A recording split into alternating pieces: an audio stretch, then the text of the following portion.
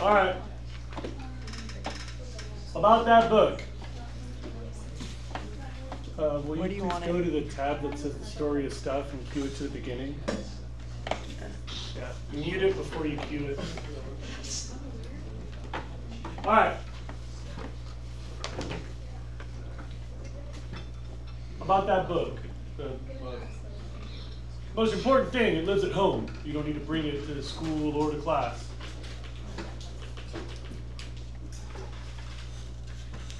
No, we got that out of the way. Please go to page like 4 or 5 where it shows you a photograph of the 2 authors.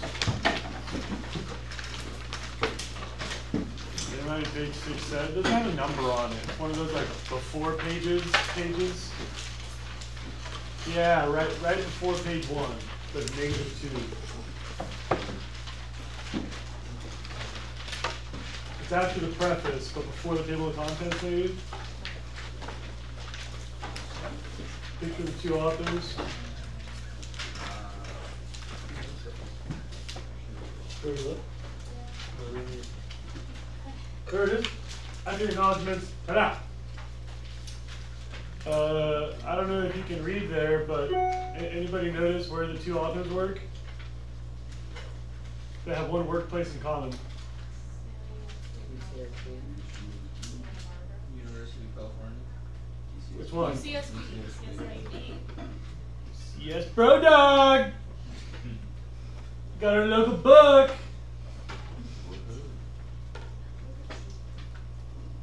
Some things you should know about this book.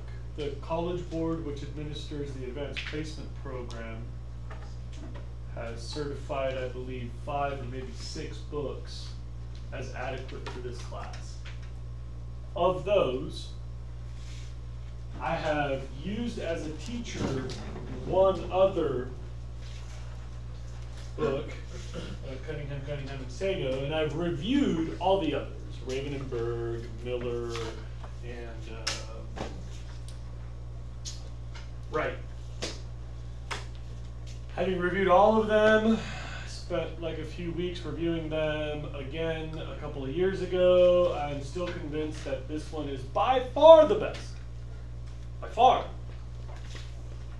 I think that they get wordier and more specific in the scienciness.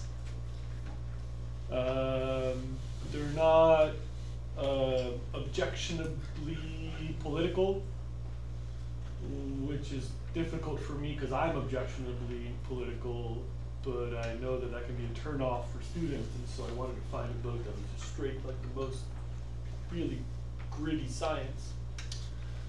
But what's super cool is they've got all these examples that are like from your community that you might even know about. Like they talk about landslides and it's like, oh, La Conchita.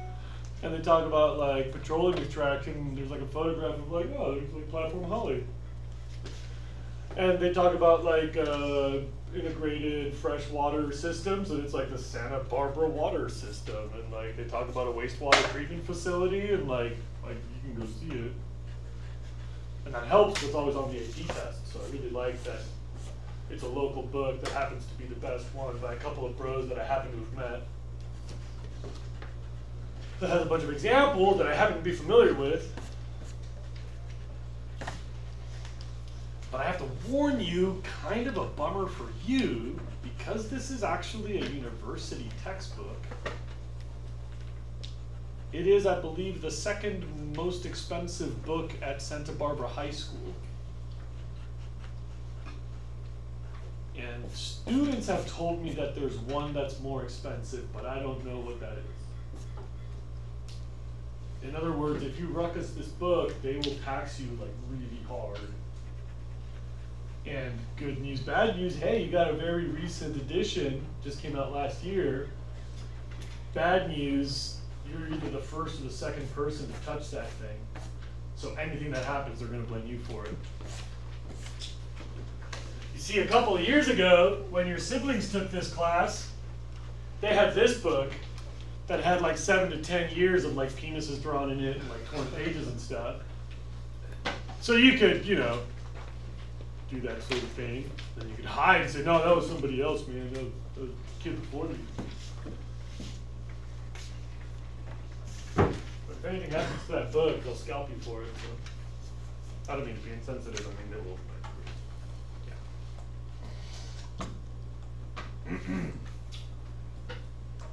Do it at home.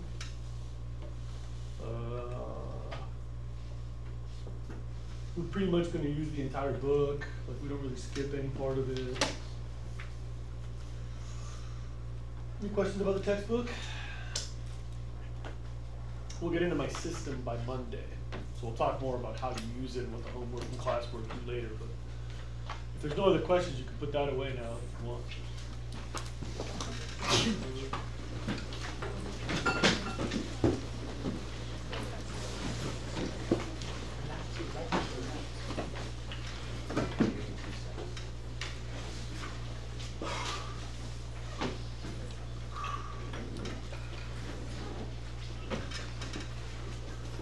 Monday we did like names and stuff, and then paper and plastic. And then yesterday we sort of like checked in on the whole paper and plastic thing, and was like, oh, there was something about the big picture stuff.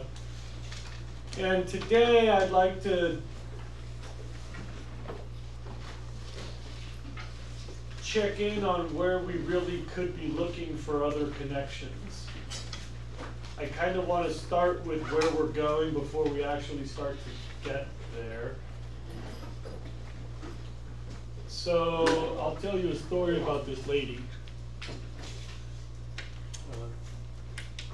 This woman that made this movie. Her name is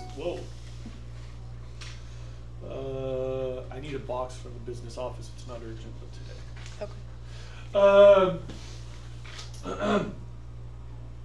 This lady named Annie Leonard got her PhD by researching what's called the materials economy, where our stuff comes from and where it goes. I'll bet you this is the lady telling me that it's in the business office. Hold on. I can go get it. Thank you, Lisa. Yes. She'll be on the way. All right. There was. This lady got her PhD studying like where our stuff comes from and where it goes. She wrote her doctorate on like, yo, what are all the connections? I don't know if you know this, but when you write a PhD, you have to present it to a committee of people that are already doctors of a similar discipline. So if you're like, hey, look, I figured out how to make a better mousetrap, and that's your PhD, then a bunch of like mousetrap PhDs look at it and go, nah, no, you didn't. You can go back to work. Or they go, yeah, all right, you get to be a doctor now. You get your PhD. So when she presented her PhD on the materials economy, all these nerds about the materials economy were like, booyah.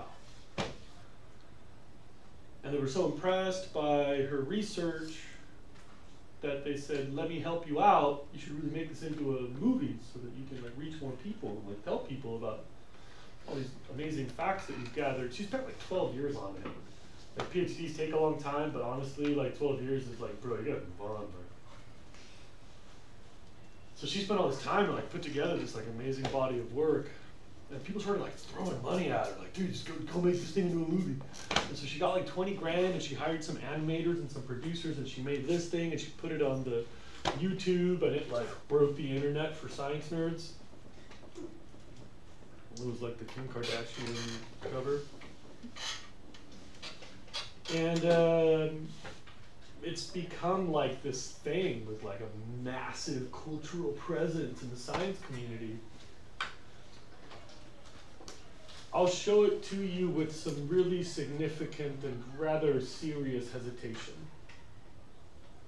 It's like 20 minutes, which includes like some really eye-opening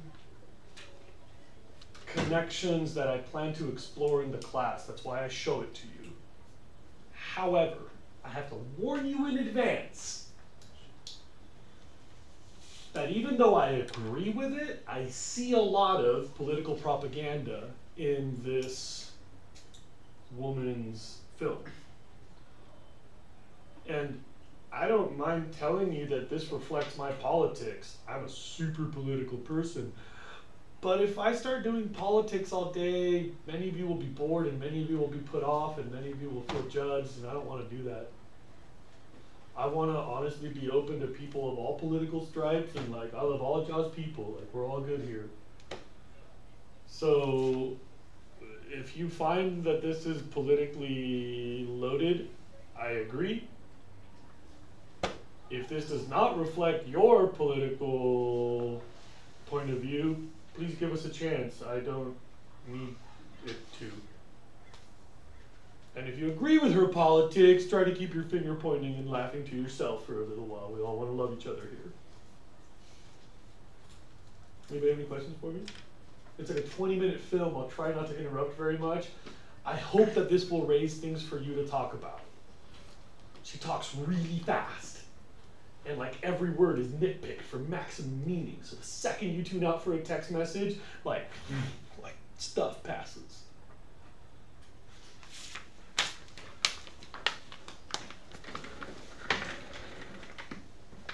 I'm going to stop my video stream for a moment so that the audience on YouTube